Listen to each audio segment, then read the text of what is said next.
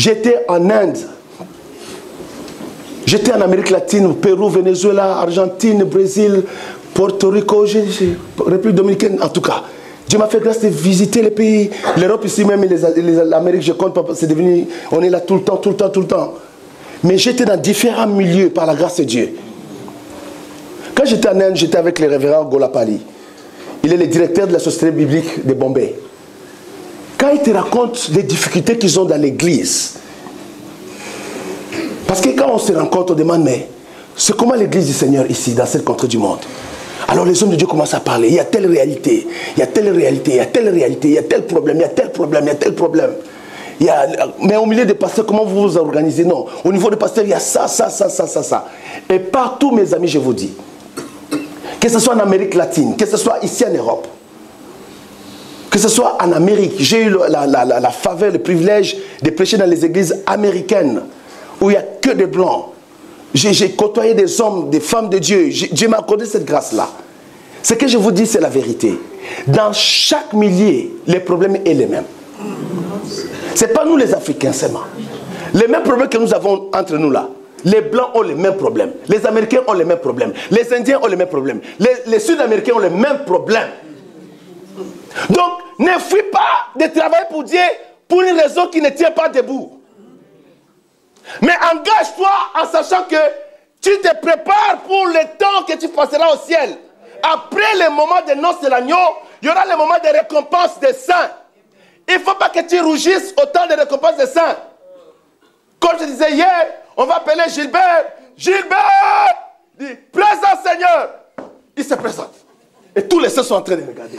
C'est qui c'est Gilbert là? On dit, mais c'est le fils de Papa Guilet. Ah bon, de quelle église? On dit des fleuves d'eau vive de Bruxelles. Tous les saints sont en train de parler. Mais qu'est-ce qu'il a fait? La Bible dit que les œuvres qu'il a fait sur la terre vont le suivre. Mais ces œuvres-là qui vont le suivre, ça va passer par le feu. Le feu éprouvera l'œuvre de chacun. Comment tu as bâti l'œuvre de Dieu? As-tu été paresseux dans la maison de Dieu du 1er janvier au 31 décembre? Ou bien tu t'es investi, tu t'es donné, tu as donné ton cœur à l'œuvre, tu as servi Jésus-Christ avec passion, avec amour, tu as mis l'excellence dans le travail de Dieu, tu as mis la grâce dans le travail de Dieu, tu as investi ton énergie, ton argent, ton temps pour que l'œuvre de Dieu avance, pour que Jésus-Christ, ton Seigneur, soit glorifié. La Bible dit, ceux qui ont bâti par l'or, avec l'or, l'argent, les bronzes, le bois, le foin, la paille, l'œuvre de chacun passera par le feu. On peut t'appeler, viens travailler. Oui, tu vas venir travailler, mais comment tu travailles? Quelles sont les dispositions du cœur? Avec quel cœur tu travailles? Travailles-tu en murmurant? Travailles-tu en te plaignant? Ou bien tu es comme un soldat du Seigneur? Tu n'as rien à te plaindre. Tu fais la volonté de ton maître et tu t'arrêtes là. Mes amis, si nous nous lèvons dans cette ville de Bruxelles, Jésus-Christ sera glorifié. Amen. Je dis Jésus-Christ sera glorifié. Amen. Travailler avec passion, avec amour pour le Seigneur. Investir avec amour, avec qualité. Il y a des hommes et des femmes intelligents ici. Vous êtes dans un monde des intellectuels, vous êtes allé à l'université, vous avez étudié. Hier, je disais, les ingénieurs de Apple, qu'est-ce qui doit les impressionner aujourd'hui? Nous avons la révélation de la parole et la puissance de Dieu. Ils ont la technologie, ils sont très avancés. Ils font des choses qui sont mystérieuses pour nous, l'Église. Quand tu prends l'appareil de Apple, là, tu dis, mais c'est quel mystère là? La personne est là-bas et puis il y a toutes ces choses qui apparaissent ici. Ça, c'est l'intelligence que Dieu leur a donnée. Mais nous sommes les dispensateurs des mystères de Dieu. Quelqu'un dit Alléluia. Amen. Les dispensateurs des mystères de Dieu. Il faut que nous soyons fidèles. Si tu ne fais rien dans la maison de Dieu, dans le royaume de Dieu, demande au pasteur. Tous les membres de l'église doivent d'office être des gagnants d'âme. Automatiquement, parce que quand nous sommes devenus chrétiens, nous sommes des témoins de Jésus-Christ. Pas des témoins de Jéhovah. Des témoins de Jésus-Christ. Nous témoignons Jésus, ce qu'il a fait pour nous. Nous ramenons les âmes au salut. Nous partageons les témoignages de notre vie, l'expérience que nous avons eue dans la foi. Nous disons aux amis, venez à Christ. Venez goûter comment le Seigneur est bon. Venez expérimenter l'amour du Seigneur. Venez rentrer dans le bateau de la grâce de Dieu. Et le Seigneur va travailler avec vous. Le Seigneur va affermir votre démarche. Le Seigneur va commencer à opérer des miracles avec vous. Alléluia. Essayons d'avancer un peu avec un autre verset. 2 Corinthiens 9, verset 6.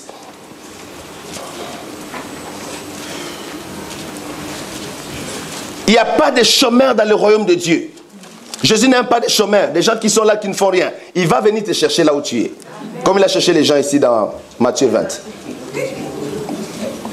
2 Corinthiens 9, verset 6. Est-ce que quelqu'un aime la parole de Dieu ce matin? Amen. 2 Corinthiens 9, verset combien j'ai dit? 6. Verset 6. Il dit ceci. Sachez-le, celui qui sème peu moissonnera peu.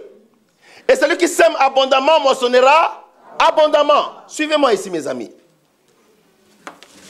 C'est la loi de Dieu. Tout l'investissement que tu fais pour faire avancer le royaume de Dieu, ça va reproduire aussi en abondance. Si tu investis beaucoup d'heures, beaucoup de temps à travailler pour l'œuvre de Dieu, tu vas avoir le résultat de ces heures que tu as investies. Si tu mets beaucoup d'intelligence à fabriquer quelque chose pour Dieu, à faire quelque chose, cet investissement que tu fais, ça va s'aimer, ça va produire aussi beaucoup. Celui qui sème abondamment moissonnera abondamment. C'est la loi de Dieu. Ce n'est pas seulement dans le domaine de l'argent. Dans tous les aspects de la vie. Si je m'investis beaucoup dans la prière, je passe beaucoup d'heures dans la prière devant Dieu. Je sème beaucoup de temps de communion, d'intimité avec le Seigneur. J'aime rester dans la présence de Dieu. Ce temps d'investissement que je passe, ces heures de prière que je passe avec Dieu, ça va produire aussi en abondance la gloire de Dieu dans ma vie. Quelqu'un dit amen à cela. Amen. Ça va produire en abondance la gloire de Dieu dans ma vie. Si tu sèmes peu, tu pries seulement 5 minutes, tu auras aussi l'impact de 5 minutes. Là, je vous dis la vérité. Ma femme, Papa Guilain.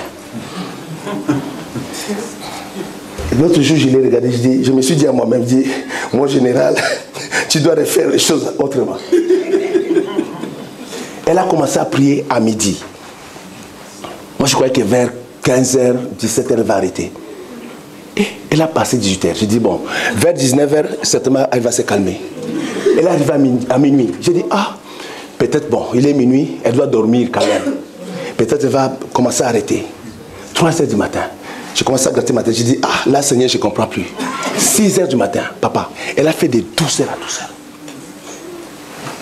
Alors, quelque chose a cliqué dans ma tête. J'ai commencé à marcher comme ça.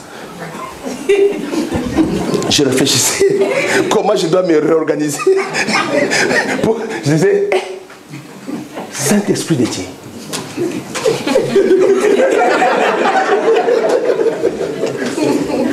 Celui qui sème abondamment, il moissonnera abondamment. Elle a sémé toute une journée dans la prière. Quand elle s'est mise debout, on était dans la salle. Elle a pris l'onction à côté de moi. C'est moi qui l'ai enseigné la plupart des choses qu'elle connaît. Il ne faut pas lui dire ce que je dis. Hein. C'est entre nous. Alléluia. Alléluia. Maintenant, comme on dit, l'élève dépasse le maître. On arrive dans la salle maintenant. Elle rentre. Les gens sont là. Dès qu'elle fait comme ça, brrr, moi j'arrive, je dois rester encore pendant quelques minutes. Et puis, quand je fais ça, je regarde de côté. Est-ce que vous comprenez? Et puis elle me dit, pasteur, prie. J'ai dit, oui, je suis. Quelqu'un dit alléluia. Alléluia. Celui qui sème abondamment, il moissonnera abondamment. Moi, j'étais habitué à mes 3h, 4h, 5h de prière, 6h de prière maximum. Et elle a dépassé cela. Elle a dépassé cela. Et je vois cela, je dis, un jour, j'ai eu le courage, je dis, ok, aujourd'hui, toi seul, tu vas prier pour les gens. Je dis, Saint-Esprit, aide-moi. Je dis, je suis fatigué, aide-moi. Mais la loi, elle est là. La loi elle est là. Alors un jour, je me suis dit, mais après tout, moi, je suis un général. Je ne peux pas laisser les choses continuer dans cette direction-là. Alléluia. Je me suis mis à genoux. J'ai pompé. J'ai pompé. Pour arriver seulement à 6 heures. Aïe, aïe, aïe.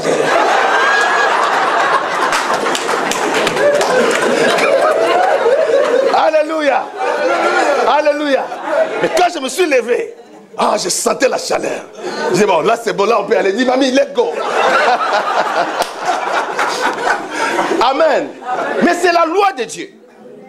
C'est la loi de la sémence. Ce n'est pas seulement dans le domaine de l'argent. Dans tout ce que tu fais pour le royaume de Dieu. C'est quand tu sèmes abondamment dans un domaine, tu moissonneras aussi abondamment dans ce domaine-là. Si tu passes beaucoup de temps dans l'évangélisation, tu passes des temps à prier pour l'évangélisation, tu seras la personne qui gagnera plus des âmes que les autres. Parce que c'est là ton investissement. Quelqu'un comprend cela?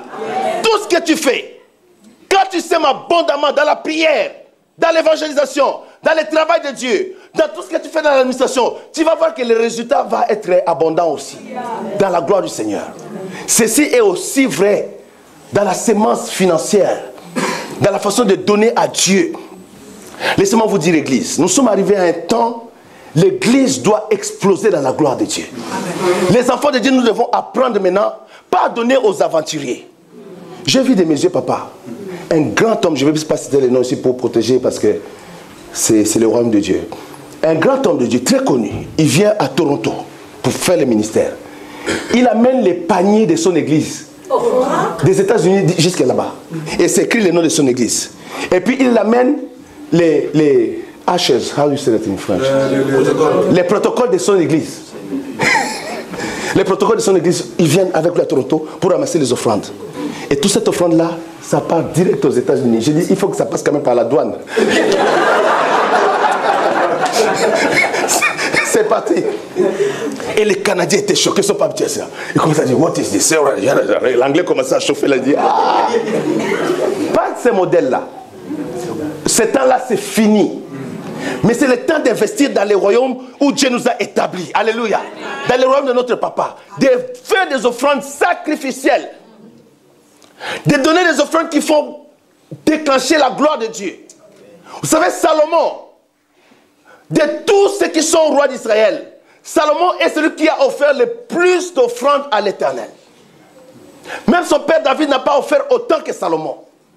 Même ses pères n'ont pas offert autant que Salomon. Salomon a exagéré dans sa façon de donner à Dieu. Et Dieu aussi l'a béni de façon exagérée.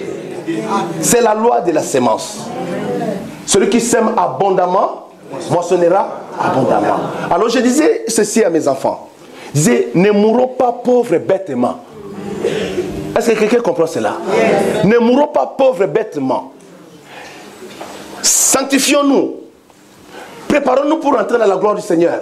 Mais au même moment, vivons bien sur la terre. Vivons de façon honorable. Pour que l'évangile ne soit pas méprisé en disant, ces gens-là qui prêchent l'évangile, c'est des médiocres, c'est des pauvres. Notre Dieu, c'est le roi des rois. Amen. La cité que nous allons vivre, c'est la cité d'or, des diamants, des pierres précieuses. Alléluia. Amen. Donnons abondamment à l'église.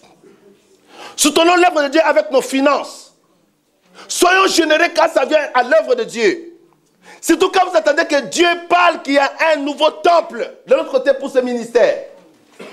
Peut-être ici ça restera une église, l'autre côté ça sera une autre église, moi je ne sais pas. Tout ce que Dieu m'a dit qu'il y a un grand temple plus grand que ceci qui va être de l'autre côté dans la ville ici à Bruxelles. Que Dieu donne à ce ministère. Donnez à Dieu de tout votre cœur, soutenez l'œuvre de Dieu. Ne méprisez pas le fait de donner abondamment au Seigneur. Tous les pasteurs ne sont pas des voleurs.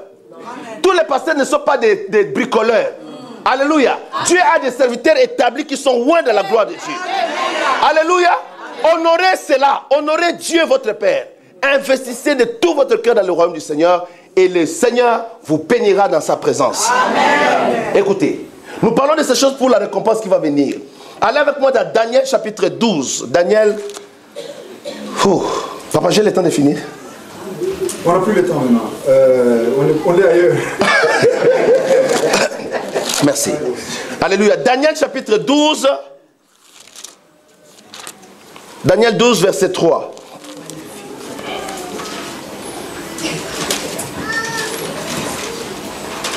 La Bible dit ceci. Plusieurs de ceux qui dorment dans la poussière de la terre se réveilleront. Les uns pour la vie éternelle et les autres pour l'opprobre pour la honte éternelle. Ça, c'est le verset 2 que je lisais. Verset 3 maintenant. Ceux qui auront été intelligents brilleront comme la splendeur du ciel. Amen. Et ceux qui auront enseigné la justice à la multitude brilleront comme les étoiles à toujours et à perpétuité. L'évangélisation, gagner les âmes. Amen. Mes amis, il y a une grande récompense que nous allons recevoir au ciel par rapport au fait que nous allons gagner les âmes pour le Seigneur. Ceux qui auront été intelligents brilleront comme la splendeur du ciel.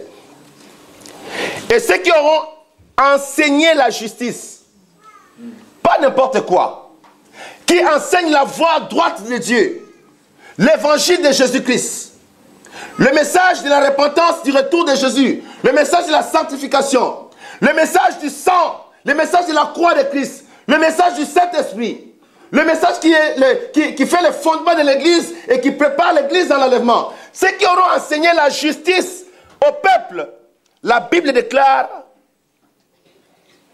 ceux-là brilleront comme les étoiles à toujours et à perpétuité. Amen. Je suivais les témoignages de notre frère nigérien Michael Thomas Sambo. Je ne sais pas s'il y a des gens qui connaissent Michael Sambo ici. Michael était mort. En fait, il n'était pas mort. Ils étaient dans une retraite de jeunes. Et dans cette retraite de jeunes, le Seigneur commence à leur dire que je vais vous visiter. Alors lui, il était attaché à ça. Et puis, il s'est retiré dans un coin pour prier. Il était à genoux. Et puis voilà, 3 personnes habillées en robe blanche viennent les chercher. Il dit, viens, on va t'amener au ciel. Et comme ça, on l'a pris. Son corps est resté mort. Lui, il est parti au ciel. Il était juste avec un ami avec lui, avec qui il priait. Et l'ami est resté avec son corps cadavre. L'ami a commencé à pleurer et à prier avec son corps, à pleurer, à prier avec son corps. Pendant ce temps, lui, il s'est promené au ciel avec Jésus-Christ. Et il était dans la gloire avec le Seigneur. Maintenant, Michael a donné, pendant ce témoignage, elle a dit une chose qui a attiré mon attention. Elle dit, quand il est sorti et qu'il marchait avec les anges, il a réalisé tout de suite que l'habit qu'il avait, ce n'était pas l'habit qu'il portait pendant qu'il était sur la terre. Il s'est retrouvé en robe. Tu vois, nous sommes habillés là de différentes couleurs, de différents habits, différents tissus. Mais dès que nous quittons ce corps, tous ces habits-là restent. Alléluia. Et nous sommes revêtus des robes blanches, des vêtements blancs. Il s'est retrouvé dans cette robe blanche. Maintenant, il dit que ce qu'il a réalisé, l'éclat de sa robe était différent de l'éclat de la robe des anges. Il trouvait que son éclat était inférieur, petit. Alors que les anges, l'éclat de leur robe était beaucoup plus grand. Ça brillait d'une grande intensité. Mais lui, sa robe était brillante, excusez-moi, mais ça ne brillait pas autant que brillait la robe des anges de Dieu. Je dis, ah, ça c'est vrai. Autant de récompenses des saints au ciel. Nous brillerons de différentes manières par rapport à notre travail sur terre. C'est quoi? Soyez intelligents, Église de Jésus-Christ.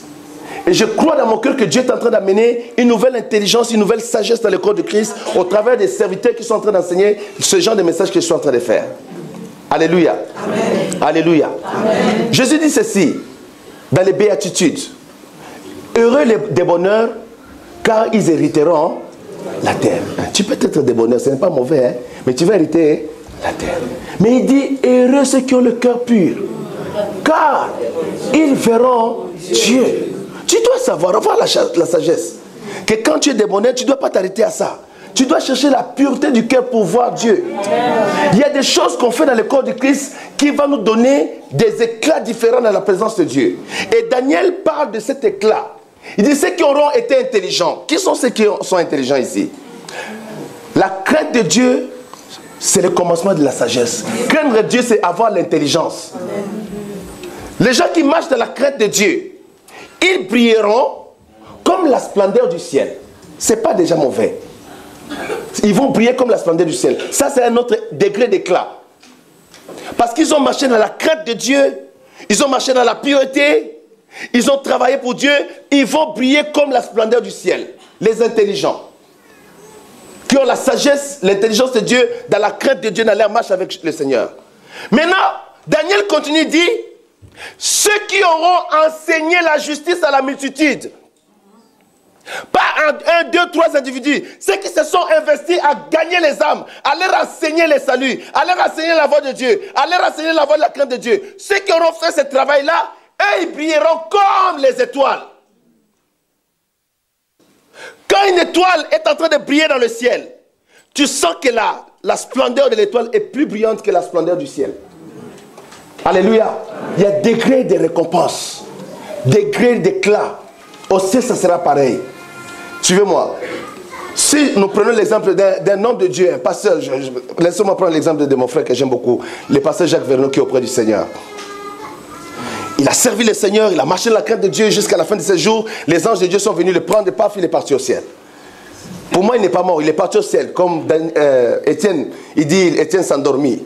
La Bible n'a jamais dit qu'Étienne était mort. La Bible dit que, et puis Étienne s'endormit. Ça, c'est extraordinaire, c'est le langage de la Bible. La Bible n'a jamais dit qu'Étienne était mort. La Bible dit qu'il s'endormit. Maintenant, un frère qui est païen, et puis pas il y a un accident, et puis nous courons dehors, est-ce que tu connais Jésus? Non, je ne connais pas. Tu vois comment il a enseigné. Je dis, reçois Jésus, il dit, je reçois Jésus, Seigneur, pardonne-moi. Le péché, tu le fais recevoir Jésus, et il confesse ses péchés, et tu pries pour lui, Seigneur, fais-lui grâce, je recommande son âme entre ses mains, et puis il meurt. Il va apparaître dans la gloire de Dieu, n'est-ce pas? Mais son éclat sera différent de l'éclat de Jacques Vernon. Vous comprenez? Ça ne sera pas pareil. C'est pourquoi je vous dis, préparez-vous pour le temps des récompenses au ciel. L'éclat d'un homme qui a servi dans les sacrifices, dans les combats, dans l'adversité, dans la crainte de Dieu, exhortant, enseignant la sanctification, prêchant la crainte de Dieu, ramenant plusieurs âmes au salut. Et quelqu'un qui vient juste à la voler comme ça, pas il rentre dans le royaume de Dieu comme ça, ce ne sera pas le même éclat. Ce ne sera pas le même éclat. Daniel enseigne ces choses de façon comme ça, mais quand tu lis attentivement, tu dis, non. Ce n'est pas le même éclat. Donc notre frère Vernon, il va briller dans une grande dimension de la gloire de Dieu. Que ce frère-là, qui n'a pas eu même la prédication de la sanctification, de la repentance, il a eu seulement la grâce du salut et est rentré. Vous comprenez? Donc il va apparaître dans la gloire de Dieu, mais il n'a pas des œuvres. Il n'a pas travaillé Il n'a pas travaillé. Donc quand on va demander tant de récompenses, il va se présenter, on dit, bon, toi, tu connais ton cas. Tu es sauvé, ça suffit pour toi, et puis tout le monde l'acclame. Alléluia, au moins il est sauvé. Mais la récompense, il n'a pas la récompense, parce qu'il n'a pas travaillé pour ça. Il n'a pas eu le temps de travailler. Alors, toi qui as le temps de travailler, travaille pour le Seigneur. On acclame le nom de Jésus-Christ.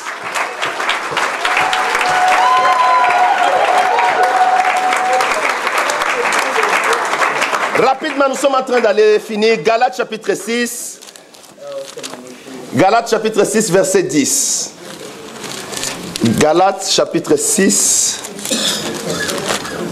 verset 10.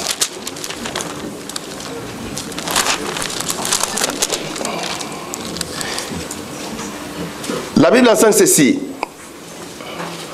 Il dit, ainsi donc, pendant que nous en avons l'occasion, pratiquons le bien envers tous et surtout envers les frères en la foi.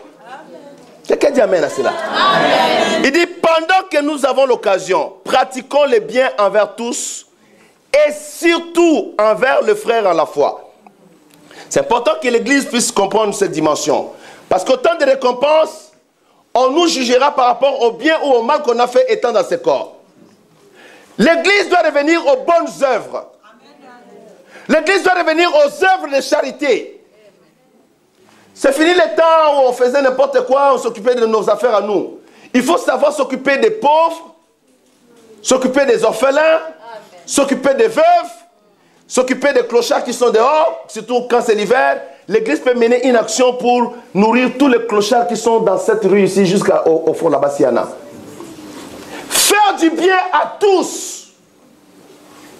Il faut avoir à l'esprit, dans le cœur, qu'en tant que chrétien, tu te prépares pour rentrer dans le royaume des cieux. Tu dois préparer ton avenir avec Christ, le temps de récompense. Commencer à faire du bien autour de toi. Mais la Bible dit, surtout aux frères dans la foi. Amen. Ça veut dire, si tu vois un païen qui est dans les besoins, tu ne le négliges pas. Tu l'aides. Tu prends soin de lui autant que tu peux. Mais quand tu as un frère dans la foi, Ça doit être ta priorité. Amen. Quelqu'un comprend cela? Amen. Tu ne dois pas laisser un frère souffrir, une soeur souffrir pendant que tu sais quel est le problème de ce bien-aimé. Si tu ne peux pas l'aider toi directement, cherche quelqu'un à côté de toi dans la foi, dans l'église, dans la famille de Dieu, pour aller aider cette personne-là, pour que le nom de Jésus soit glorifié dans l'église de Dieu. Amen. Pour que l'église ne soit pas un endroit de murmures et de souffrance pour certaines personnes. Tu es là habillé, bien costumé, cravaté, tu es assis, tu es bien parfumé, mais la personne à côté de toi, il se demande comment il va manger le soir. Il y en a même qui demandent comment il va prendre le bus pour rentrer. Il regarde le froid qu'il fait dehors, il doit encore marcher dans le froid jusqu'à arriver à la maison. Mais il est venu ici par amour pour le Seigneur. L'église doit revenir à ses valeurs. Comprendre que c'est le temps de savoir faire du bien à tous et surtout aux frères dans la foi. Vous savez, quand nous lisons dans les livres des Actes des Apôtres, la Bible dit qu'une grande grâce reposait sur les apôtres et il n'y avait pas d'indigents au milieu d'eux. Il n'y avait pas d'indigents. Ce n'était pas du communisme, c'était juste la charité qui s'est partagée parmi les enfants de Dieu au temps des apôtres. Quand quelqu'un avait beaucoup de richesses, il pouvait vendre une de ses maisons et prendre l'argent qui est récupéré de cette vente et amener à l'église. Et l'église, qu'est-ce que l'église faisait? C'est pas que les pasteurs prenaient tout l'argent dans leur poche et puis ça s'achetait des villas en bise à pigeons ou bien à quelque part là-bas. Alléluia. Non, ils ne faisaient pas ça. Ils prenaient l'argent, ils commençaient à s'occuper des saints qui étaient au milieu d'eux. Ils commençaient à s'occuper des enfants de Dieu qui sont au milieu d'eux. Et ce qui faisait que la Bible a déclaré qu'il n'y avait pas de pauvres. Il n'y avait pas de pauvres au temps de Pierre dans l'église de Jérusalem. Ça veut dire que s'il y a des pauvres au milieu de nous ici, c'est une honte pour nous. Oui. C'est une honte pour nous quand nous sommes à l'église et puis, oh, la sœur là, elle est pauvre. Et puis vous en parlez, elle est pauvre, elle est pauvre. Elle n'a même pas d'argent. Oh, est-ce qu'elle a mangé? On ne sait pas. C'est une honte pour l'église. Je dis bien c'est une honte pour l'église. Au temps de l'apôtre Pierre, cette affaire n'existait pas. C'est ça qui a même suscité qu'on puisse avoir des diacres à l'église pour s'occuper à distribuer le pain au milieu des enfants de Dieu. Amen. Faire du bien, surtout aux frères dans la foi. Quand on dit frère, ça inclut aussi les sœurs. Il ne faut pas dire que non, on a dit seulement les frères, non. Aux frères et aux sœurs dans la foi. Et les mamans aussi. Et les veuves aussi. Les orphelins. Quelqu'un dit amen à la parole. On va essayer d'avancer. Allez avec moi dans Matthieu 10, 40. Et rapidement parce que je dois terminer dans 5-7 minutes. Matthieu 10, 40.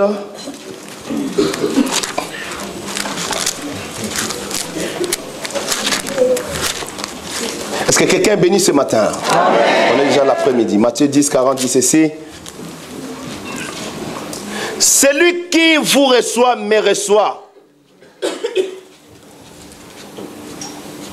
Celui qui vous reçoit me reçoit.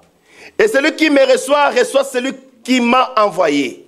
Celui qui reçoit un prophète en qualité de prophète recevra une récompense des prophètes. Et celui qui reçoit un juste en qualité de juste recevra une récompense des justes. On parle de récompense. Récompense, récompense. L'hospitalité, c'est une valeur qui appartient à l'Église. L'hospitalité.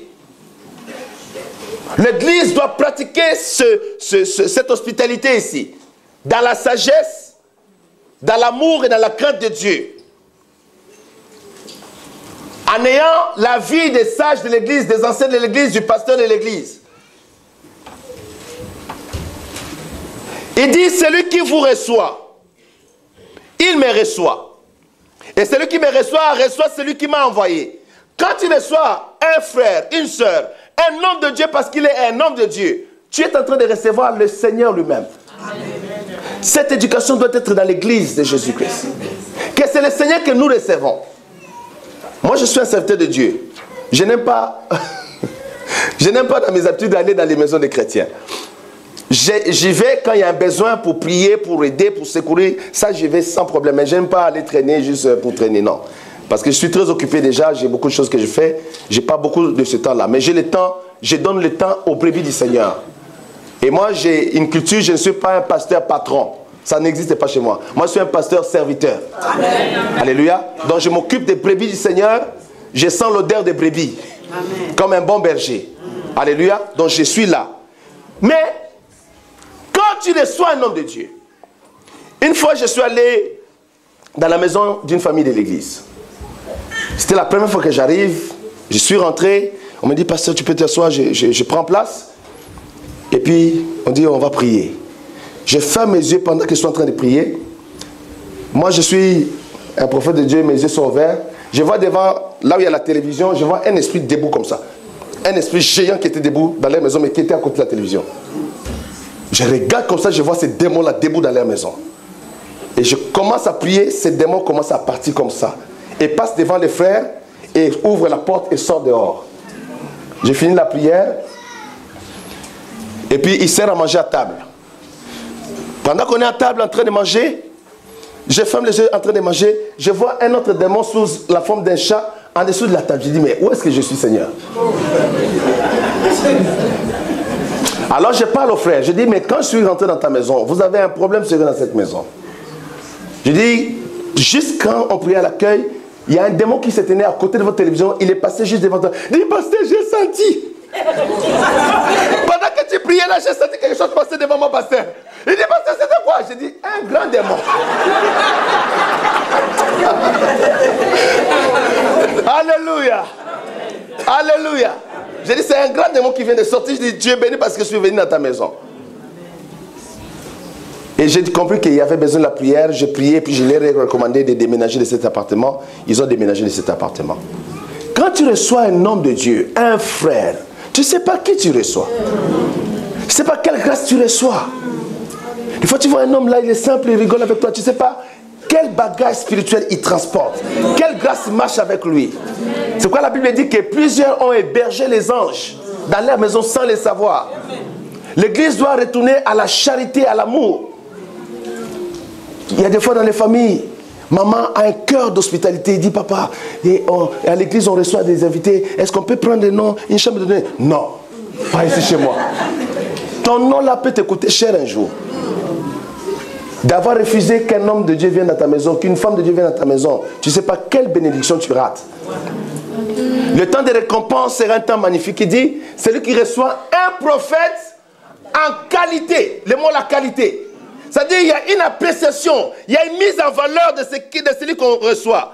On l'honore à ce titre, au titre qu'il a des prophètes de Dieu.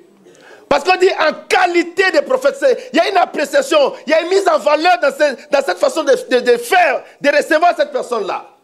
Et Dieu observe. Parce que ce n'est pas le prophète qui va donner la récompense, c'est Dieu qui donne la récompense. Alors Dieu voit comment tu reçois son prophète. Il a, ils ont reçu mon prophète en qualité des prophètes. Donc ils auront la récompense des prophètes. Les anges sont en train d'écrire dans les livres. Que tel jour, ils ont reçu le pasteur Marcelo en qualité des prophètes de Dieu, ils auront les récompenses. Mais si tu vois le pasteur Marcelo, tu dis, ah pasteur, bonjour, ah pasteur, comme on dit pasteur, pasteur. Ça ne marchera pas. Il y a le mot qualité. Dis avec moi qualité. Qualité. En qualité de.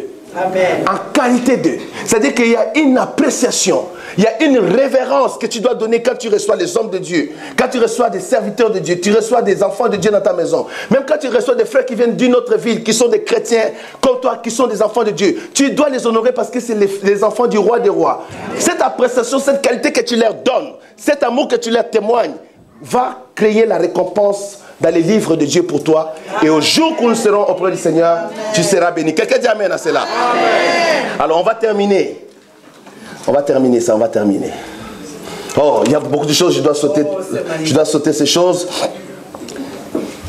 Je dois quand même lire 2 versets avant qu'on clôture. Il y a des couronnes. Il y a des couronnes qui seront données en signe de trophée pour les chrétiens. Je vais vous donner les versets, vous allez noter. Il y a des couronnes qui seront données aux enfants de Dieu. Au jour de la récompense, après les temps de noces de l'agneau, n'oubliez pas, comme je dis, nous allons passer 7 ans avec le Seigneur. Donc c'est un long moment quand même. Il y aura les temps de fête, il y aura les temps de récompense, il y aura les temps d'adoration, il y aura beaucoup d'événements aussi quand nous serons de Dieu. Alors, pour ce séminaire, je suis en train de vous enseigner pour travailler, pour préparer ces temps de récompense. Ça se prépare. Tu dois avoir fait quelque chose sur la terre pour que Dieu te donne ces couronnes-là. Alors, il y a les couronnes de la vie que Dieu va vous donner. C'est dans Jacques chapitre 1, verset 12. Prenez les notes pour ceux qui écrivent. Jacques chapitre 1, verset 12. On va recevoir la couronne de la vie.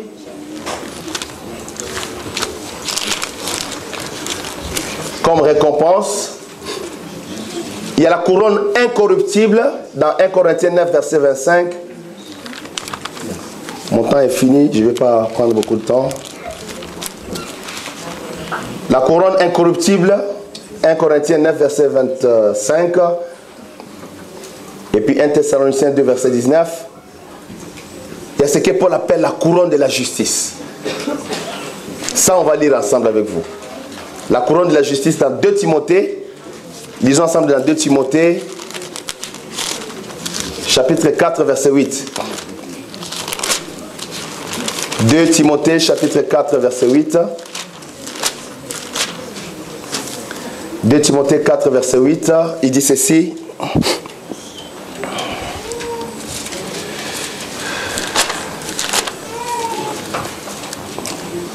Paul dit, je vais commencer même au verset 6 pour comprendre dans quel contexte il parle, dit, car pour moi je sers déjà des libations et le moment de mon départ approche. J'ai combattu les bons combats. J'ai achevé la course. J'ai gardé la foi. Quelqu'un peut dire mais amen à ça? Amen. Alors verset 8, Paul dit ceci. Désormais, la couronne de justice m'est réservée. Le Seigneur, le juste juge, me la donnera dans ces jours-là. Oh, quel jour glorieux. Et non seulement à moi, mais encore à tous ceux qui auront aimé son avènement. Est-ce que tu es parmi ceux qui aiment son avènement? Amen. À ceux qui aiment son avènement, il y a une couronne de justice qui nous attend. Quelqu'un dit amen à cela. Amen. Alors, il y a aussi la couronne de la gloire. Nous allons lire ça dans 1 Pierre chapitre 5, verset 4. La couronne de la gloire. 1 Pierre chapitre 5, verset 4. Il dit ceci. Et lorsque le souverain pasteur paraîtra, oh my Jesus, on l'appelle le souverain pasteur. Il est le pasteur des pasteurs. Quelqu'un dit alléluia. Il est notre souverain sacrificateur dans l'ordre de Melchisedec.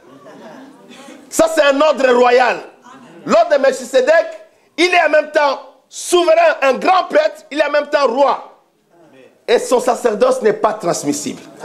Les grands pasteurs, le souverain pasteur paraîtra, vous obtiendrez la couronne incorruptible de la gloire.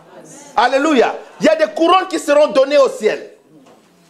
La couronne de la gloire sera donnée. La couronne de la justice sera donnée. La couronne de la vie sera donnée.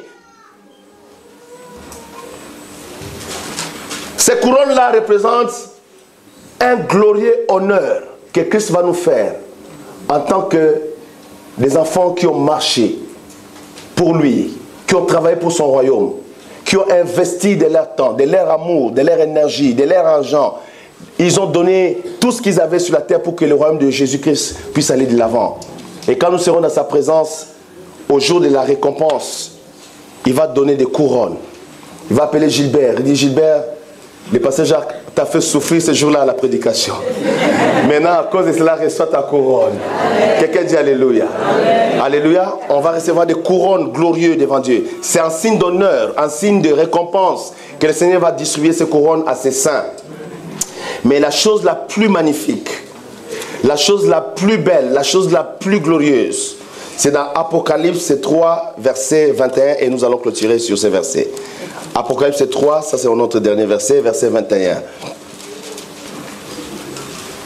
Comme ça, nous allons prier pour clôturer cette conférence. Apocalypse 3, verset 21. Il dit ceci. Est-ce que tu es prêt pour ça?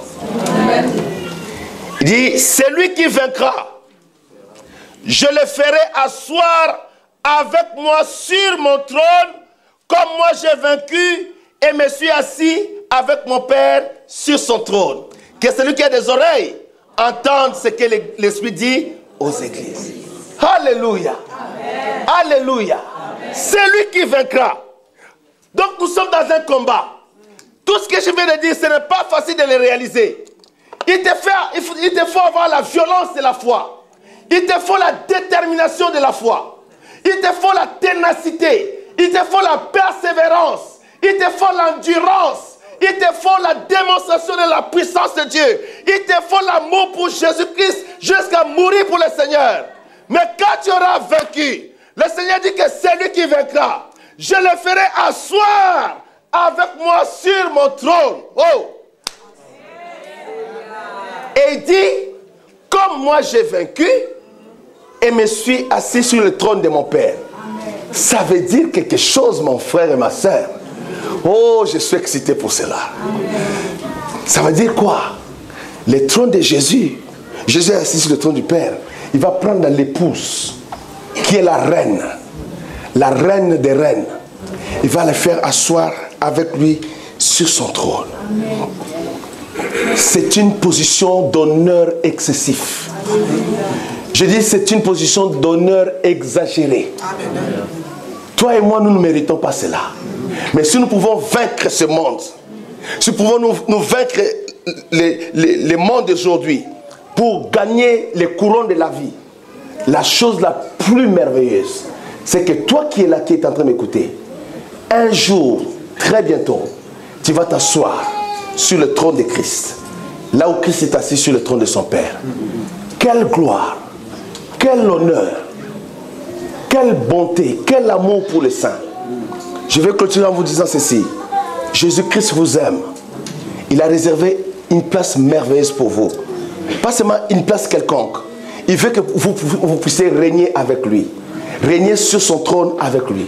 Que l'Église puisse régner avec le Christ éternellement. Et que nous puissions célébrer la gloire de son royaume ensemble pour la gloire de son nom. On acclame la parole de Dieu ce matin.